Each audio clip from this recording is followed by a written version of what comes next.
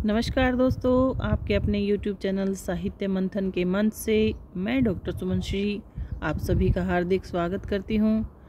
दोस्तों, हम पढ़ रहे थे यूनिट 5 हिंदी कविता में कबीरदास जी के पद और हमने पद संख्या 160 से लेकर 62 तक यानी 3 पदों की विस्तृत व्याख्या कर ली है पिछली वीडियो में। अगर आपने वो नहीं देखी हैं तो वो अवश्य देख लें।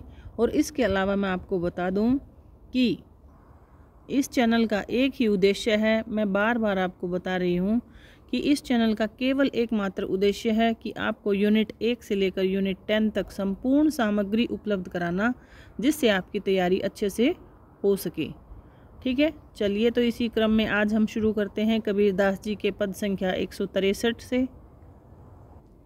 और जैसा कि हम पिछली वीडियो में भी चर्चा कर चुके हैं कि कबीरदास जी रूढ़ियों और अंधविश्वासों के विरोधी थे और गुरु की महिमा का उन्होंने वर्णन किया है। तो चलिए पद संख्या 163 को देखते हैं। मेरा तेरा मनुआ कैसे इक होई रे, मैं कहता हूँ आँखन देखी तू कहता कागद की लेखी, मैं कहता सुरझावन हारी तू राखे उरझाई रे, मैं कहता तू जगत रहियो जागत रहियो तू रहता सोई रे, मैं कहता निर्मोही रहियो तू जाता है मोही रे। आगे देखते हैं। जुगन जुगन सुझावत हारा कही न मानत कोई रे, तू तोरंडी फिरे विहड्डी सब धन डारे खोई रे, सतगुरु धारा निर्मल बाहे वामे काया धोई रे। इन पंक्तियों में कबीरदास जी जो शास्त्र ज्ञान है उसका खंडन करते हुए कहते हैं कि कुछ लोग तो ऐसे हैं जो जितने भी वेद पुराण और शास्त्रों में लिखी हुई बातें हैं उन्हीं को प्रमाण मानते हैं, उन्हीं को सच मानते हैं। लेकिन कबीरदास जी तो बिल्कुल सीधे साधे हैं और वो कहते हैं कि जो मैं आँखों से देख लेता हूँ, यानी जो मैं प्रत्यक्ष अनुभव कर लेता हूँ, वही ज्ञान है, वो मैं आपको कहता हूँ। तो इस प्रकार से मुझ में और जो शास्त्रों को मानने वाले हैं उनमें काफ़ी अंतर है। इसलिए कहते हैं कि मेरा तेरा मनवा कैसे इक होई रे, यानी मेरा तेरा। देखिए यहाँ मेरा तेरा, यहाँ पर पक्ष और विपक्ष की बात की गई है। यानी मेरा जो पक्ष है वो किसी अलग चीज़ को मानता है और आपका जो पक्ष है वो किसी अलग चीज़ को मानता है। यानी जो वेद पुराणों और शास्त्रों में लिखी गई बातों को ही सही मानते हैं और कुछ हैं वो जिनमें कबीरदास जी हैं जो प्रत्यक्ष अनुभव को ही प्रमाण मानते हैं। तो इस प्रकार से दो लोगों में अंतर्भेद है, यानी उनमें अंतर विरोध होने के कारण वो अलग अलग हैं। तो वो पक्ष और विपक्ष के रूप में यहाँ पर प्रकट किए गए हैं। और कबीरदास जी कहते हैं कि मेरा तेरा मनुआ कैसे इक होई रे, यानी कि तुम किसी अलग विचारधारा के हो और मैं किसी अलग विचारधारा का हूँ। तो इस प्रकार मेरा और तुम्हारा मनवा यानी मन कैसे इक होई रे, किस प्रकार से एक हो सकता है। मैं कहता हूँ आँखन देखी तू कहता कागद की लेखी। यहाँ पर कबीरदास जी कहते हैं कि मैं तो आँखन देखी कहता हूँ, यानी मैं प्रत्यक्ष को ही प्रमाण मानता हूँ। जो मैं प्रत्यक्ष देखता हूँ उसी को मैं कहता हूँ। यानी कि जो अनुभवजन्य जो ज्ञान है उसी को मैं महत्व देता हूँ। यानी कि जो मैं आँखों से देख लेता हूँ वही बात मैं आप सबको बता देता हूँ। और तू कहदा कागद की लेखी, यानी कि तुम तो वेद पुराण और शास्त्र आदि की बात करते हो। इस प्रकार से मेरा और तुम्हारा मनवा कैसे एक हो सकता है। आगे देखिए। मैं कहता सुरझावन हारी तू राख्यो उरझाई रे, यानी कि मैं तो हमेशा सुलझाने यानी समझाने की बात करता हूँ और तुम हमेशा उलझा कर रखते हो।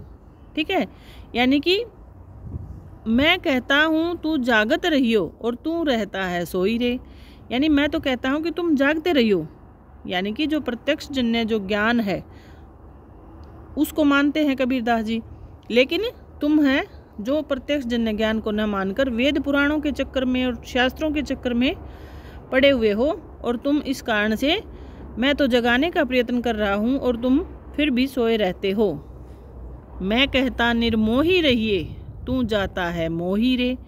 और मैं तो कहता हूँ कि निर्मोही रहिए, यानी मोह माया से दूर रहिए, और तू जाता है मोही रे, और तुम मोह में पड़ जाते हो। आगे कबीरदास जी कहते हैं कि जुगन जुगन समझावत सुझावत हारा, कहीं न मानत कोई रे। यानी कि मैं तो युगों युगों तक समझाते हुए हार गया हूँ। यानी जो सतगुरु हैं वो लोगों को समझाते हुए भी कहते हैं कि इस जगत की मोह माया से दूर रहिए, और जो प्रत्यक्ष चीज़ें हैं यानी अनुभव जन्य चीज़ें हैं उन पर ही विश्वास कीजिए। ठीक है, यानी कि जुगन जुगन सुझावत हारा, समझावत हारा, यानी मैं तो युगों युगों से आपको समझाते हुए हार गया हूँ, यानी थक गया हूँ। और तुम क्या कर रहे हो, कहीं न मानत कोई रे, लेकिन कोई भी उस चीज़ को मान नहीं रहा है। ठीक है, क्यों नहीं मान रहा है? क्योंकि उनकी जो स्थिति है वो कैसी है, तू तो रंडी फिरे विहड़ी सब धन डारे खोई रे। यानी कि इस जो संसार में, यानी कि पंक्तियों को पढ़कर ऐसा लगता है मानो कि कबीरदास जी का जो दृष्टिकोण है वो नारियों के प्रति थोड़ा सा विस्तृत नहीं है। ठीक है, और उनकी जो दृष्टि है उसमें वो नारी विमर्श की दृष्टि से अगर उसको देखा जाए तो उस पर सवाल भी उठ सकते हैं। ठीक है, यानी कि तेरी स्थिति जो वेद पुराण और शास्त्रों इत्यादि को मानता है उसको समझाते हुए कबीरदास जी कहते हैं कि तुम्हारी जो स्थिति है वो उस प्रकार की है जिस प्रकार जो दुष्चरिता नारी होती है उसके समान है। ये जो स्त्री होती है ये दुष्चरिता होती है, यानी इसके जो चरित्र का जो पक्ष है वो अत्यंत ही कठोर कह सकते हैं हम। ठीक है, यानी कि ऐसी नारी जिसका जो चरित्र है वो सही नहीं होता, और वो क्या करती है, सब धन डोरे डारे खोई रे, यानी कि वो धन के लिए सब पर डोरे डालती हुई फिरती है, यानी धन से केवल धन के पीछे ही वो रहती है। सतगुरु धरा निर्मल बाहे वामे काया धोई रे। अब इन परिस्थितियों से कबीरदास जी कहते हैं कि इन परिस्थितियों से तुम अलग हो जाओ, यानी इन चीज़ों से अलग हो जाओ और अपने चरित्र का निर्माण करो, ताकि, और वो चरित्र का निर्माण कैसे होगा, सतगुरु धरा निर्मल बाहे, यानी कि गुरु के उपदेश, जो गुरु उपदेश देते हैं, निर्मल उपदेश देते हैं, उनकी धारा में अगर हम अपने जो शारीरिक और मानसिक विकार हैं, जो शरीर के और जो कईयों के तो मानसिक विकार भी होते हैं, यानी वो दुविधा में फंसे रहते हैं कि क्या करूं क्या ना करूं, और कुछ शारीरिक विकारों के पीछे ही पड़े रहते हैं, उनको दूर करने के लिए तुम्हें किस चीज़ का सहारा लेना होगा, गुरु के उपदेशों की निर्मल धारा में अपने शारीरिक और मानसिक जो विकार हैं उनको धो लो। ठीक है, यानी जो कबीरदास जी हैं वो चर्चा करते हुए कहते हैं कि गुरु भी कैसा हो, सतगुरु हो। ठीक है, गुरु की भी इन्होंने बता दी है कि उसके अंदर क्या चीज़ होनी चाहिए, वो सतगुरु हो, यानी अपने सत्य के ऊपर टिका हुआ होना चाहिए। हर किसी को गुरु नहीं मान सकते ऐसे हम कि कोई भी है गुरु बन के बैठ गया और उसको गुरु मान लिया, नहीं, गुरु उसी को मानेंगे जो अपने सत्य के ऊपर टिका हुआ हो, उसी को, सतगुरु की ही जो छत्र छाया है उसी में ही हम अपने शारीरिक और मानसिक विकार धो सकते हैं। ठीक है, यानी मन तब क्या हो जाएगा, हमारा निर्मल हो जाएगा, और उससे हमें, निर्मल मन से ही हमें ईश्वर की प्राप्ति हो सकती है। ठीक है, तो चलिए आगे देखते हैं पद संख्या 164। एक पंक्ति और रह गई है इसकी, देखिए, कहत कबीर सुनो भाई साधो तब ही वैसा होई रे, तब ही वैसा होगा, यानी कि तब ही तुम ईश्वर को प्राप्त कर पाओगे, यानी ईश्वर से तुम्हारा मिलन हो पाएगा। ठीक है, इस मोह माया और इस जो सांसारिक चीज़ें हैं उनसे जब तुम दूर हो जाओगे और अपने शारीरिक और मानसिक विकारों को तुम सतगुरु की कृपा से धो लोगे, उस निर्मल धारा से धो लोगे, तभी तुम उस ईश्वर को प्राप्त होगे, यानी तुम्हारा कल्याण होगा। आगे देखते हैं पद संख्या 164। पद संख्या 164 में कबीरदास जी क्या कहते हैं कि दुल्हन अंगिया काहे न धोआई, बालपने की मैली अंगिया विषय दाग परी जाई, बिन धोए पिय रिझत नाही, सेजते देत गिराई, सुमिरन ध्यान के साबुन करे, ले सतनाम दरियाई, दुविधा के भेद खोल बहुरिया, मन के मैल धोआई। आगे कहते हैं, चेत करो तीनों पन बीते, अब तो गवन नगिचाई, पालन हारा द्वार है, ठाड़े अब काहे पछताई, कहत कबीर सुनोरी बहुरिया, चित अंजन दे आई।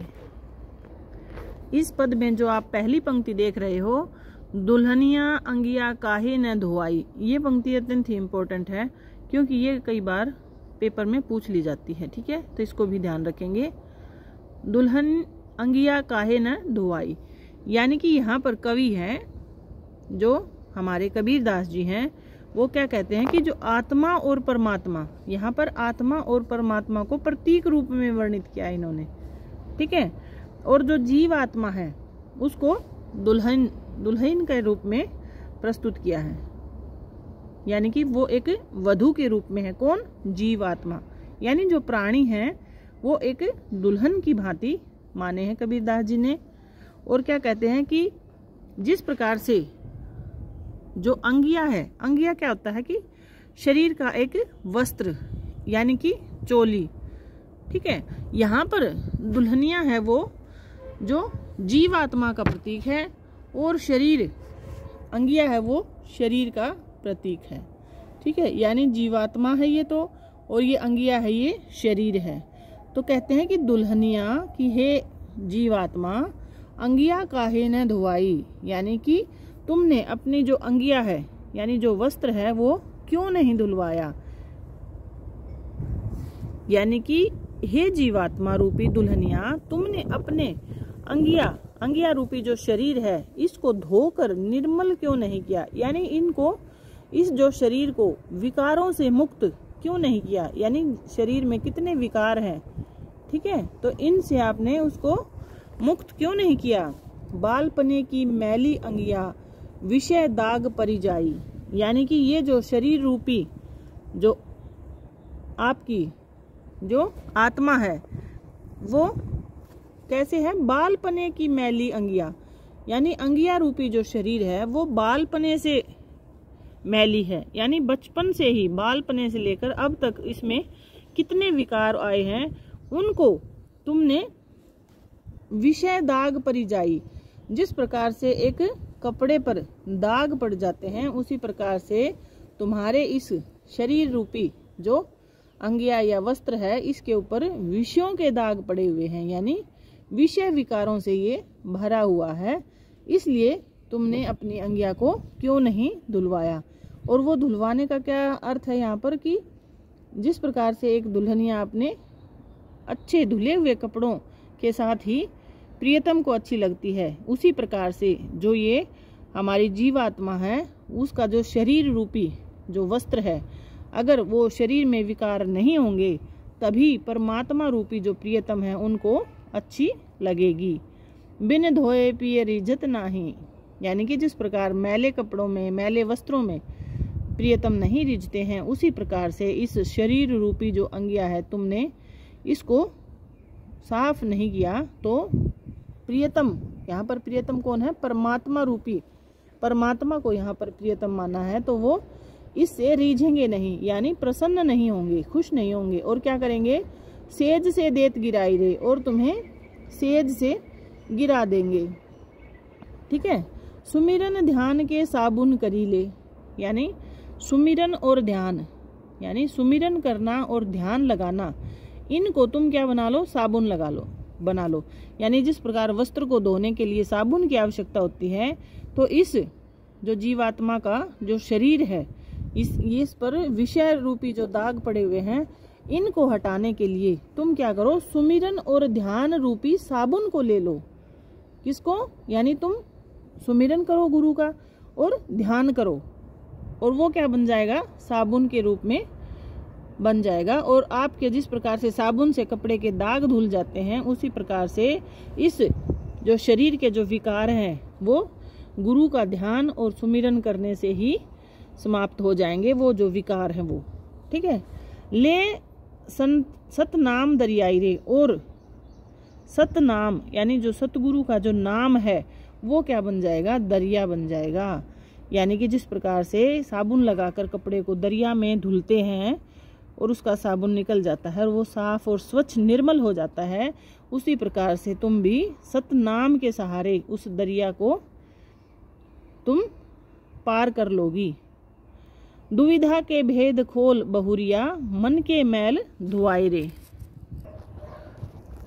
और कबीर दास जी के जब हम ये पद पढ़ते हैं तो हमें उनके दर्शन का ज्ञान भी दिखाई देता है।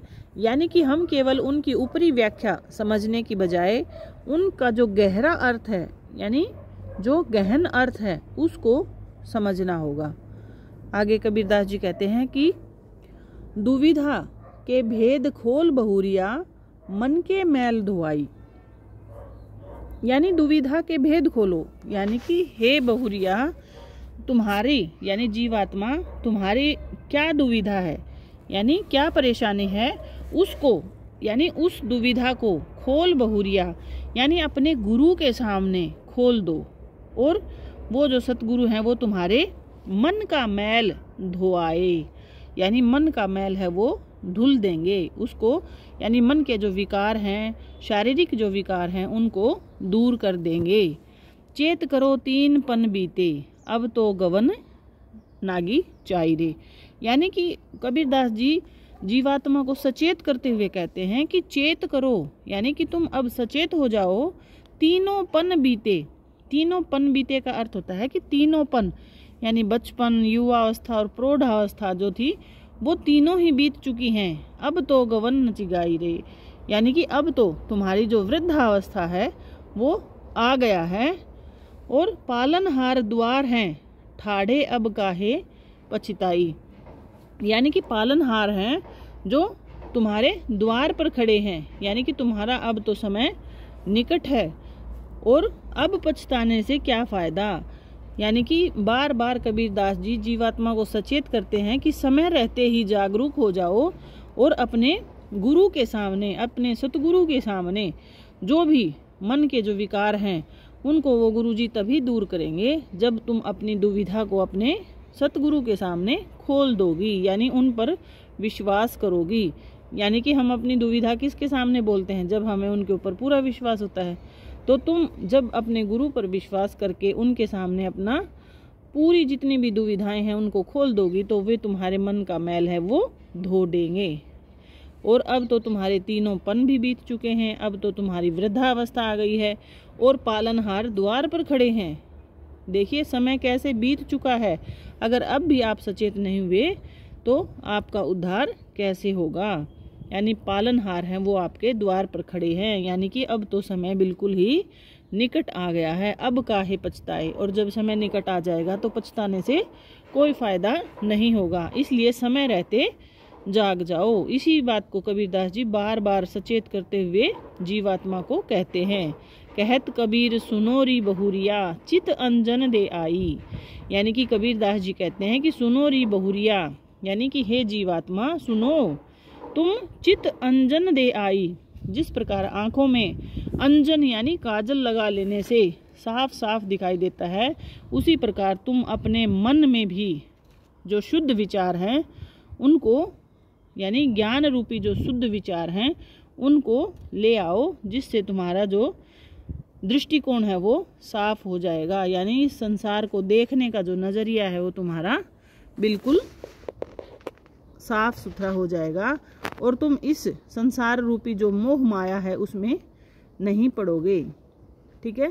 तो इस प्रकार कबीरदास जी बार बार जीवात्मा को सचेत करते हुए संसार को ज्ञान दे रहे हैं कि किस प्रकार से आप समय रहते अपने सतगुरु के सामने अपनी दुविधाओं को खोल दो और वो तुम्हारे मन का मैल है वो दूर कर देंगे। ठीक है। तो चलिए आगे देखते हैं पद संख्या 165। देखिए कई बार इसमें अलंकार भी पूछ लिए जाते हैं। जो पिछला पद हमने किया ना उसमें अलंकार कौन सा है अगर ये पूछ लिया जाए तो इसमें होगा रूपका अतिशयोक्ति अलंकार, यानी रूपक के रूप में अतिशयोक्ति की गई है। ठीक है, तो ये परीक्षा की दृष्टि से अत्यंत ही महत्वपूर्ण है। आगे देखते हैं। मोरी चुनरी में परी गयो दाग पिया, 5 तत्व की बनी चुनरिया, सारे हंसे बंद लागे जिया। ठीक है, यह चुनारी मोरे मेके ते आई, ससुरे में मनुआ खोए दिया। यानी कि कबीरदास जी कहते हैं कि मोरी चुनरी में परी गयो दाग पिया, यानी कि मेरी चुनरी में दाग पड़ गया। यहाँ पर जो चुनरी है वो शरीर का प्रतीक है और इसमें दाग पड़ गया है। और किस चीज़ का दाग पड़ गया है? मलिनता, पाप और जो पाप कर्म है ना, उनका दाग पड़ गया है।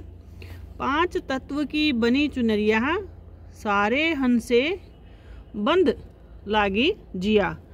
यानी कि 5 तत्वों से ये चुनरिया बनी हुई है। ठीक है, यानी कि जो शरीर है, ये चुनरी है, किसका प्रतीक है? शरीर का। और ये जो शरीर है या ये चुनरी है, ये 5 तत्वों से बनी हुई है। और वो 5 तत्व कौन कौन से हैं? पृथ्वी, जल, आकाश, अग्नि और वायु।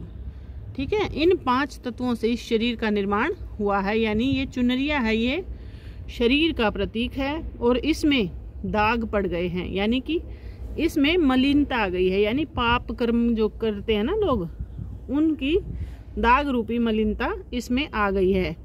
और ये चुनरी सारे हंसे बंद लागी जिया, और इसमें 16 बंद लग गए हैं। ठीक है, यह चुनारी मोरे मेके ते आई, यानी कि यह जो चुनरी है ये मेरे मायके से आई है और आई ससुरे में मनुआ खोए दिया, और ससुराल में मैंने अपना मन खो दिया है। मली मली धोए दाग न छूटे, ज्ञान की साबुन लाई पिया। यानी मैंने उसको, मली मली का अर्थ होता है कि मल मल कर। आगे कबीरदास जी कहते हैं कि मली मली धोए दाग न छूटे, यानी मैंने उसको मल मल कर धो लिया है लेकिन दाग नहीं छूट रहा है। ठीक है, यहाँ पर रूपक का प्रयोग किया गया है। और ज्ञान की साबुन लाए पिया, यानी ज्ञान रूपी साबुन जो है वो मैंने उस पर लगा दिया है। जिस प्रकार से चुनरी को धोने के लिए साबुन का प्रयोग किया जाता है, उसी प्रकार जो शरीर रूपी जो चुनरी है, जो 5 तत्वों से बनी हुई है, उसको मैंने ज्ञान रूपी साबुन से लगाकर उसको धो रही हूँ, लेकिन उसका जो दाग है वो छूट नहीं रहा। कहे कबीर दाग कब छूटी। अब कबीरदास जी कहते हैं कि ये दाग कब छूटेगा? जब साहब अपनाए लिया, यानी कि जब साहब अपना लेंगे। साहब कौन है यहाँ पर? सतगुरु। यानी कि सतगुरु साहब जब मुझे अपना लेंगे, यानी अपने नाम रूपी जो ज्ञान है वो मुझे दे देंगे, तो ये दाग है, ये शरीर रूपी जो चुनरी है इसका दाग है, यानी उसके जो विकार हैं वो धुल जाएंगे। ठीक है, तो दोस्तों आज की वीडियो में हमने पद संख्या 163 को देखा और पद संख्या 164 को देखा और पद संख्या 165 को पढ़ लिया है। ठीक है, अगली वीडियो में हम पद संख्या 166 से शुरू करेंगे। तब तक आप जितने भी पद संख्या 160 से लेकर 165 तक जो 6 पद मैंने करवा दिए हैं उनको आप अच्छे से कर लेंगे, और उसको सिर्फ ऊपरी भाव को न समझकर जो गहरा भाव है, यानी उसका जो गहन अध्ययन है, दर्शन के अनुसार जो अध्ययन है, उसको समझेंगे कि कौन सी चीज़ किसका प्रतीक है। जिस प्रकार हमने इसमें भी पढ़ा कि जो चुनरी है वो शरीर का प्रतीक है, इस प्रकार से जो प्रतीकों का प्रयोग हुआ है उनका आप ध्यान रखेंगे। कई बार परीक्षाओं में ये पंक्ति दे दी जाएगी और आपसे पूछ लिया जाएगा कि चुनरी है वो किसका प्रतीक है। ठीक है, इस प्रकार मैंने सभी पदों में अच्छे से आपको बता दिया कि कौन सा शब्द किसका प्रतीक है। आप इसको अच्छे से बार बार पढ़ेंगे तो आपको ये कंठस्थ हो जाएंगे, और जब ये सारे पद कंप्लीट हो जाएंगे तब हम इसकी एक विस्तृत वीडियो लेकर आएंगे, जिसमें हम इसके जो पूरे 160 से लेकर 209 तक के पदों के जो मूल भाव हैं उनको एक साथ एक ही वीडियो में आपको एक सार रूप में करवाएंगे। तो चलिए मिलते हैं नेक्स्ट वीडियो में पद संख्या 166 से। तब तक पढ़ते रहिए। धन्यवाद। जय हिंद।